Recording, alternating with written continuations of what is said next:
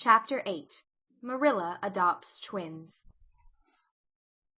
Mrs. Rachel Lynde was sitting at her kitchen window, knitting a quilt, just as she had been sitting one evening several years previously, when Matthew Cuthbert had driven down over the hill with what Mrs. Rachel called his imported orphan.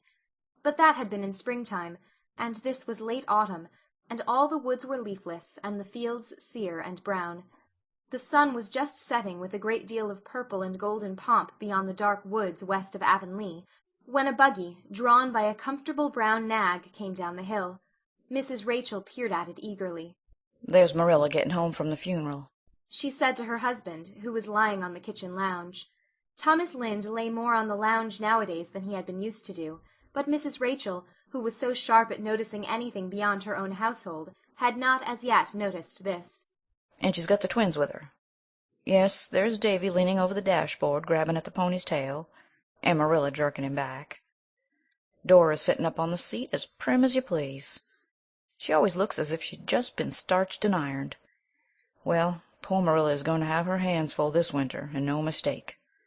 Still, I don't see that she could do anything less than take them, under the circumstances, and she'll have Anne to help her.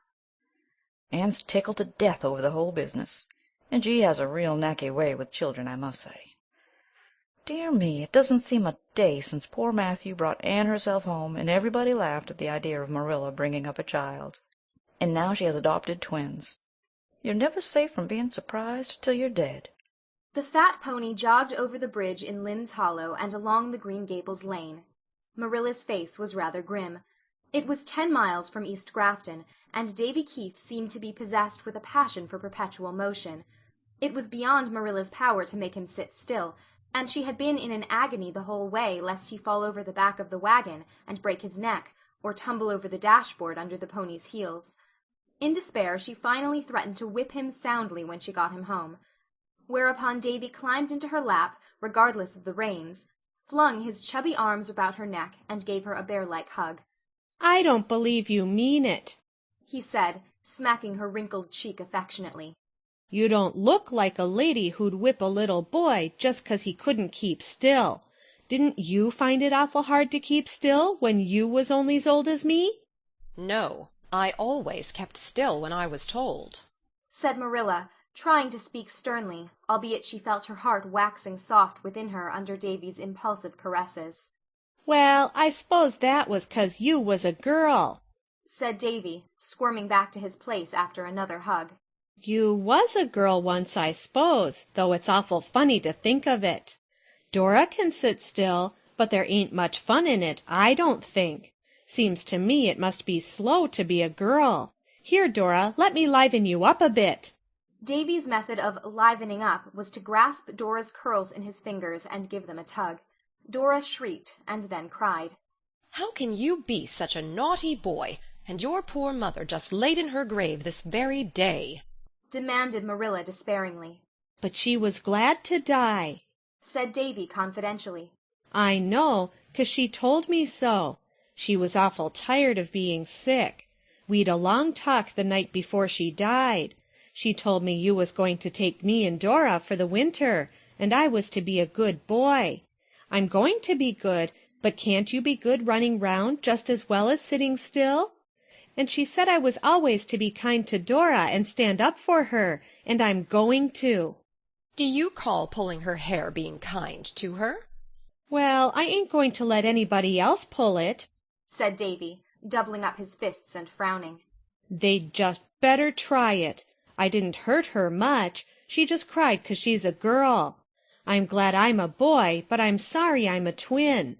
When Jimmy Sprott's sister contradicts him, he just says, 'I'm older'n you, so of course I know better,' and that settles her. But I can't tell Dora that, and she just goes on thinking different from me. You might let me drive the Gigi for a spell, since I'm a man." Altogether, Marilla was a thankful woman when she drove into her own yard, where the wind of the autumn night was dancing with the brown leaves. Anne was at the gate to meet them and lift the twins out. Dora submitted calmly to be kissed, but Davy responded to Anne's welcome with one of his hearty hugs and the cheerful announcement, "I'm Mr. Davy Keith." At the supper table, Dora behaved like a little lady, but Davy's manners left much to be desired. I'm so hungry I ain't got time to eat politely, he said when Marilla reproved him. Dora ain't half as hungry as I am. Look at all the exercise I got on the road here. That cake's awful nice and plummy. We haven't had any cake at home for ever and ever so long, 'cause Mother was too sick to make it, and Mrs. Sprott said it was just as much as she could do to bake our bread for us. And Mrs. Wiggins never puts any plums in her cakes. Catch her. Can I have another piece? Marilla would have refused, but Anne cut a generous second slice. However, she reminded Davy that he ought to say thank you for it. Davy merely grinned at her and took a huge bite. When he had finished the slice, he said, If you'll give me another piece, I'll say thank you for it. No, you have had plenty of cake, said Marilla in a tone which Anne knew and Davy was to learn to be final. Davy winked at Anne, and then, leaning over the table, snatched Dora's first piece of cake, from which she had just taken one dainty little bite, out of her very fingers, and opening his mouth to the fullest extent, crammed the whole slice in. Dora's lip trembled, and Marilla was speechless with horror. Anne promptly exclaimed, with her best schoolma'am air, "Oh, Davy, gentlemen don't do things like that." I know they don't, said Davy, as soon as he could speak. but I ain't a gemplum. But don't you want to be? Said shocked Anne. Course I do, but you can't be a gemplum till you grow up. Oh, indeed you can, Anne hastened to say, thinking she saw a chance to sow good seed betimes. You can begin to be a gentleman when you are a little boy, and gentlemen never snatch things from ladies, or forget to say thank you, or pull anybody's hair. They don't have much fun, that's a fact, said Davy frankly. I guess I'll wait till I'm grown up to be one. Marilla, with a resigned air, had cut another piece of cake for Dora. She did not feel able to cope with Davy just then. It had been a hard day for her, what with the funeral and the long drive. At that moment she looked forward to the future with a pessimism that would have done credit to Eliza Andrews herself. The twins were not noticeably alike, although both were fair. Dora had long, sleek curls that never got out of order. Davy had a crop of fuzzy little yellow ringlets all over his round head. Dora's hazel eyes were gentle and mild. Davy's were as roguish and dancing as an elf's.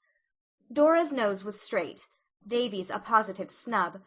Dora had a prunes and prisms mouth.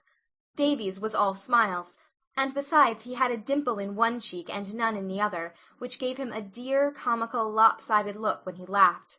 Mirth and mischief lurked in every corner of his little face. They'd better go to bed, said Marilla, who thought it was the easiest way to dispose of them. Dora will sleep with me, and you can put Davy in the west gable. You're not afraid to sleep alone, are you, Davy? No, but I ain't going to bed for ever so long yet, said Davy comfortably. Oh, yes, you are. That was all the much-tried Marilla said, but something in her tone squelched even Davy. He trotted obediently upstairs with Anne. When I'm grown up, the very first thing I'm going to do is stay up all night just to see what it would be like, he told her confidentially. In after years, Marilla never thought of that first week of the twins' sojourn at Green Gables without a shiver. Not that it really was so much worse than the weeks that followed it, but it seemed so by reason of its novelty. There was seldom a waking minute of any day when Davy was not in mischief or devising it, but his first notable exploit occurred 2 days after his arrival, on Sunday morning, a fine, warm day, as hazy and mild as September. Anne dressed him for church while Marilla attended to Dora. Davy at first objected strongly to having his face washed. Marilla washed it yesterday, and Mrs. Wiggins scoured me with hard soap the day of the funeral. That's enough for 1 week. I don't see the good of being so awful clean. It's lots more comfortable being dirty. Paul Irving washes his face every day of his own accord, said Anne astutely. Davy had been an inmate of Green Gables for little over 48 hours, but he already worshipped Anne and hated Paul Irving, whom he had heard Anne praising enthusiastically the day after his arrival. If Paul Irving washed his face every day, that settled it. He, Davy Keith, would do it too, if it killed him. The same consideration induced him to submit meekly to the other details of his toilet, and he was really a handsome little lad when all was done. Anne felt an almost maternal pride in him as she led him into the old Cuthbert pew. Davy behaved quite well at first, being occupied in casting covert glances at all the small boys within view, and wondering which was Paul Irving. The first 2 hymns and the scripture reading passed off uneventfully. Mr. Allen was praying when the sensation came. Loretta White was sitting in front of Davy, her head slightly bent, and her fair hair hanging in 2 long braids, between which a tempting expanse of white neck showed, encased in a loose lace frill. Loretta was a fat, placid-looking child of 8, who had conducted herself irreproachably in church from the very first day her mother carried her there, an infant of 6 months. Davy thrust his hand into his pocket and produced a caterpillar, a furry, squirming caterpillar. Marilla saw and clutched at him, but she was too late. Davy dropped the caterpillar down Loretta's neck. Right into the middle of Mr. Allen's prayer burst a series of piercing shrieks. The minister stopped, appalled, and opened his eyes. Every head in the congregation flew up. Loretta White was dancing up and down in her pew, clutching frantically at the back of her dress. "Ow! Mommer! Mommer! Ow! Take it off! Ow! Get it out! Ow! That bad boy put it down my neck! Ow! Mommer! It's going further down! Ow! Ow! Ow!" Mrs. White rose and with a set face carried the hysterical, writhing Loretta out of church. Her shrieks died away in the distance, and Mr. Allen proceeded with the service. But everybody felt that it was a failure that day. For the first time in her life Marilla took no notice of the text, and Anne sat with scarlet cheeks of mortification. When they got home, Marilla put Davy to bed and made him stay there for the rest of the day. She would not give him any dinner, but allowed him a plain tea of bread and milk. Anne carried it to him and sat sorrowfully by him while he ate it with an unrepentant relish. But Anne's mournful eyes troubled him. "I suppose," he said reflectively, "that Paul Irving wouldn't have dropped a caterpillar down a girl's neck in church, would he?" "Indeed he wouldn't," said Anne sadly. "Well, I'm kind of sorry I did it then," conceded Davy. "but it was such a jolly big caterpillar. I picked him up on the church steps just as we went in. It seemed a pity to waste him. And say, wasn't it fun to hear that girl yell?" Tuesday afternoon the Aid Society met at Green Gables. Anne hurried home from school, for she knew that Marilla would need all the assistance she could give. Dora, neat and proper, in her nicely starched white dress and black sash, was sitting with the members of the Aid in the parlor, speaking demurely when spoken to, keeping silence when not, and in every way comporting herself as a model child. Davy, blissfully dirty, was making mud pies in the barnyard. "I told him he might," said Marilla wearily. "I thought it would keep him out of worse mischief. He can only get dirty at that. We'll have our teas over before we call him to his. Dora can have hers with us, but I would never dare to let Davy sit down at the table with all the Aids here." When Anne went to call the Aids to tea, she found that Dora was not in the parlor. Mrs. Jasper Bell said Davy had come to the front door and called her out. A hasty consultation with Marilla in the pantry resulted in a decision to let both children have their teas together later on. Tea was half over when the dining room was invaded by a forlorn figure. Marilla and Anne stared in dismay, the Aids in amazement. Could that be Dora, that sobbing nondescript in a drenched, dripping dress, and hair from which the water was streaming on Marilla's new coin-spot rug? "Dora, what has happened to you?" cried Anne, with a guilty glance at Mrs. Jasper Bell, whose family was said to be the only one in the world in which accidents never occurred. "Davy made me walk the pig pen fence." wailed Dora. "I didn't want to, but he called me a afraid cat.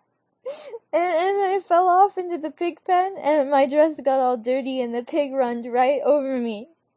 My dress was just awful, but Davy said if I'd stand under the pump, he'd wash it clean. And I did, and he pumped water all over me. But my dress ain't a bit cleaner, and my pretty sash and shoes is all spoiled." Anne did the honors of the table alone for the rest of the meal, while Marilla went upstairs and redressed Dora in her old clothes. Davy was caught and sent to bed without any supper. Anne went to his room at twilight and talked to him seriously, a method in which she had great faith, not altogether unjustified by results. She told him she felt very badly over his conduct. "I feel sorry now myself," admitted Davy. But the trouble is, I never feel sorry for doing things till after I've did them. Dora wouldn't help me make pies, 'cause she was afraid of messing her clothes, and that made me hopping mad. I s'pose Paul Irving wouldn't have made his sister walk a pig-pen fence if he knew she'd fall in? No, he would never dream of such a thing. Paul is a perfect little gentleman.